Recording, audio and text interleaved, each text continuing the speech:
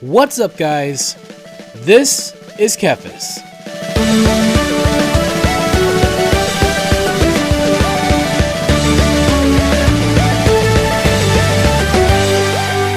So unless you've been living under a rock, then you know all about Lost Ark, a free-to-play, highly anticipated MMO that is finally available in the West.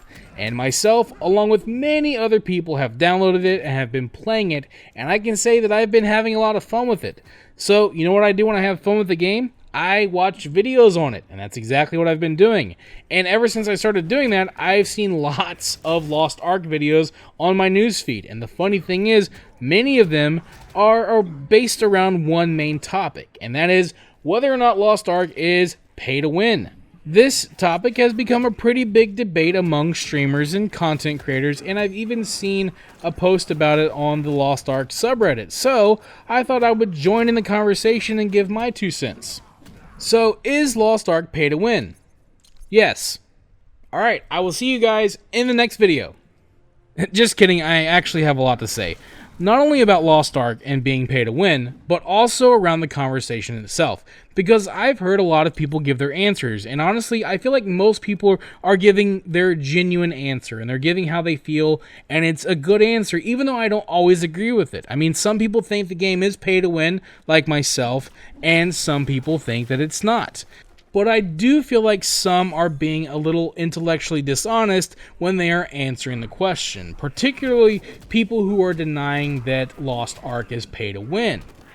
And I feel like this is a problem because it's muddied up the conversation, and a lot of people are getting confused and not getting an answer to the question that they're asking because people are too busy devolving the conversation into semantical arguments about what the question even means.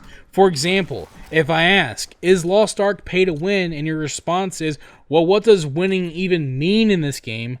I think you're being intellectually dishonest because you know what I'm asking and you're choosing not to answer the question. And I get it, people like this game. They want it to succeed, and they don't want to label it as pay to win because doing so will turn people off. A lot of people will assume that pay to win automatically means the game is bad. Now, I don't necessarily think that's the case. I think the game is fun, and I also think it's pay to win. I've said so already in this video. But there are a lot of people that if they see a game as pay to win, they won't even give it a chance. And no amount of debating, semantical arguments, philosophical discussions about winning, or goalpost shifting to terms like pay for convenience are going to change how people feel. That's just the way that it is. The best thing that you can do is to try and understand what most people are asking and give an honest and clear answer. So what are most people asking when they ask the question, is this game pay to win? Well, let's first remove the term pay to win from the question, and I'll give you what I think most people are asking, or at least what I'd be asking if I were the one asking the question. And also, this would apply to any game, not just Lost Ark. So, let me ask the question and throw in a hypothetical. Let's say a friend and I both start playing Lost Ark at the exact same time. We play the exact same class, and we have the exact same skill level. If my friend pays money, and I do not, can he pay for things that would give him an advantage over me, enable him to outperform me, or progress faster than me? And in Lost Ark's case, the answer to that question would be yes. Therefore, Lost Ark is pay to win. Because that is what most people are asking when they ask the question, is Lost Ark pay to win? Now, are there much more egregious forms of pay to win in other games that have a much bigger impact on those games? Yes, absolutely. While some might feel like pay to win is a deal breaker, a complete black and white issue, people like myself see it as more of a gray area. For me, if the game is good enough and the pay to win aspect isn't bad enough, I might still enjoy the game and will still give it a chance. For example, in other MMOs like Final Fantasy and World of Warcraft, you can buy level boosts. These are absolutely pay to win. However, I don't feel like they have that much of an impact on the game. They do technically give people an advantage, but not a really big one, especially in games that have been around for a long time, and I would argue you're actually cheating yourself by paying for these things, especially in Final Fantasy, where there's such a good story in that game. Missing out on it, you're doing yourself a disservice. So I don't really care that much about those things. However, pay to win is much worse in World of Warcraft in the form of the WoW token, where you can spend real money to buy gold and use that gold to buy gear from the auction house, or much more commonly, buy raid boosts, which has had a pretty big negative impact on that game. So there are a lot of different versions of pay to win and a lot of different reasons why people might care as to whether or not a game has pay to win monetization in it. A lot of people just don't like the idea of someone else being more powerful than them just because they spent money. For me, it's more an issue of the game's integrity. But this is an issue that can apply to any type of microtransaction in a game, including cosmetics. For example, if I'm playing World of Warcraft and I notice that all of the mounts and pets in the cash shop are way more unique and designed than what's in the game, then I'm going to start questioning the integrity of that aspect of the game. And frankly, I do. Because clearly Blizzard is wanting me to buy these mounts from the shop because they look objectively better than anything that I can unlock in the game. Blizzard now has financial incentive to design that aspect of the game in that way. So how much more can this concept apply to a game that has pay-to-win monetization in it? An example that comes to mind is Assassin's Creed. And if you're wondering, yes, I do believe that single-player games can be pay-to-win. And I believe that some Assassin's Creed games are. I remember when Assassin's Creed Syndicate came out, and I chose at the time not to play the game because it had an in-game shop. And in this shop, you could buy currency and resources that you could get by playing the game, and you could also buy XP boosts.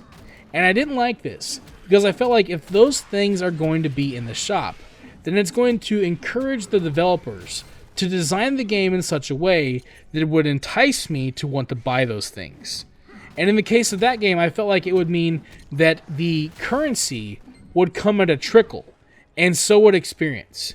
And it would artificially slow the game down in a way that would make it less fun unless I paid money. Now, I've since then played Assassin's Creed Syndicate, and it's honestly not that bad. And even though I still don't like the shop, I felt like the game was a lot of fun, and it actually had a pretty good pace. However, the next game that came out in Assassin's Creed was Assassin's Creed Origins, another really cool Assassin's Creed game, but it had the same items in the shop, and this time the game was a little bit longer. Took a little bit longer to level up, took a little bit longer to get all the stuff, but it still wasn't that bad. Then Assassin's Creed Odyssey came out, and that game was a lot longer. I still love that game. Odyssey was a lot of fun, but it's a grind. Why? Because they're enticing you to buy from the shop. They designed the game in such a way to entice you to do so. And then, by the time Assassin's Creed Valhalla comes out, it's very clear as to what's going on, because that game is ridiculously long. Way too long, because they want you to buy from the shop. Obviously. And you have journalists coming out writing articles about how the new Assassin's Creed games are way too slow. They're slow because of the shop, folks. That's why they do it. They design a game in such a way to encourage you to spend money. The game will be more fun if you spend money. That's what happens anytime you add a monetization scheme that will affect your ability to progress in the game. So even if I don't care that someone can progress faster than me, I still care, because if a game is pay to win, then how is that going to affect the design of the game? How is the company going to try to entice me to buy from their shop and benefit from those items? And this can be an issue for any type of game, whether it's a single player game, a mobile game, or an MMO. Now, in my experience, when it comes to Lost Ark, the pay to win doesn't seem to be too bad. I will say, as I play the game, I can't help but feel like I'd have more fun with the game if I was paying for the subscription.